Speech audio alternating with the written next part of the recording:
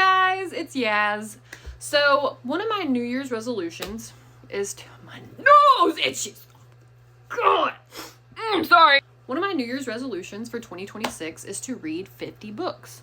I have about 50 in my Goodreads list, and they're pretty much books I already own that I just have not read. My bad. But yeah, that's my goal, is to read 50 books this year.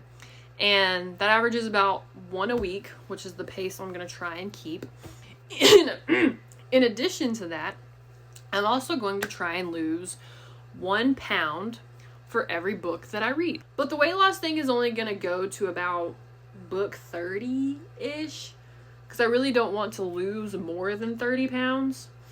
50 would be too much, in my opinion. I don't think I need to lose 50 pounds. 30 is where I want to be. I don't know, I just thought it would be something that's kind of like fun, like, oh hey, for every book that I read, I'm gonna lose 1 pound.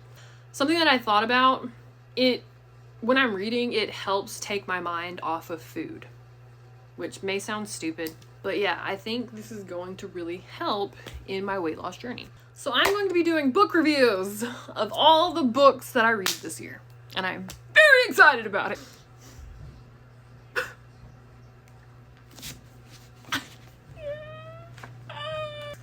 I've never done an actual book review before. This is my first one. I did a small one that I posted on TikTok, but I want to do a bigger one here because I got more to say. I'm going to try and review this to my best ability without giving out a whole lot of spoilers. This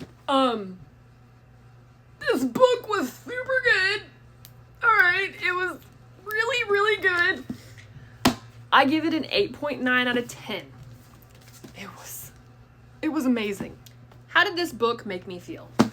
I say I felt fine for the most part. Nothing too crazy. The Women by Kristin Hannah is a historical fiction novel. It is beautifully written, absolutely beautifully written. It is about a combat nurse named Frankie in the Vietnam War.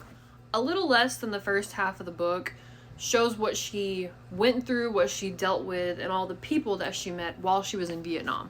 And then the rest of the book, which is the majority of the book, sheds light on every single thing that she dealt with when she returned from Vietnam.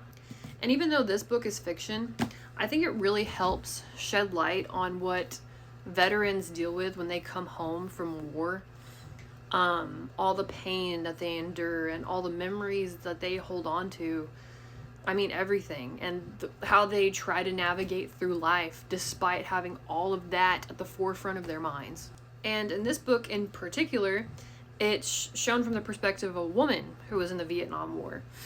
And like I said, this book is fiction, but still, I'm sure there were women that went through this. How getting help wasn't as easy because they weren't taken as seriously. For example, Frankie in the book, she went to go get help because she was dealing with a lot of nightmares and all this other stuff. And the doctor looked her dead in her face and was like, "Are you sure you're not just menstruating?" I would have become homicidal. Let me tell you, if I just got back from war and someone had the audacity to look at me with everything that I was dealing with and say to me, "Are you sure you're not just menstruating?"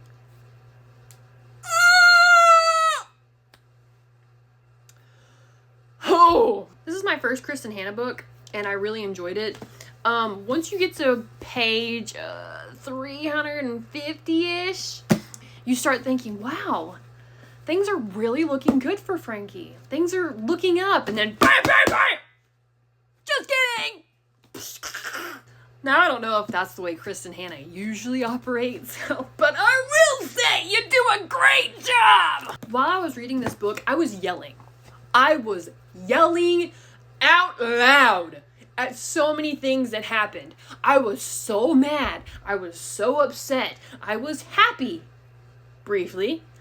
The emotions were everywhere. It's such a good book that I was vocalizing how I felt. But I saw that they are talking about turning this book into a movie. So, Miss Hannah, if you know anything about auditions for your books turning into movies, I'd love to know how to get an audition, please. Because it's so good. But yes, I highly recommend this book. Highly recommend this book. It is so good. It makes you feel so many emotions. Especially if you're a historical fiction fan like me, you're gonna love it. The next book I will be reading is The Nightingale by Kristin Hannah. It is also a historical fiction book. I've heard many great things about this book, so I'm really looking forward to it. So yeah.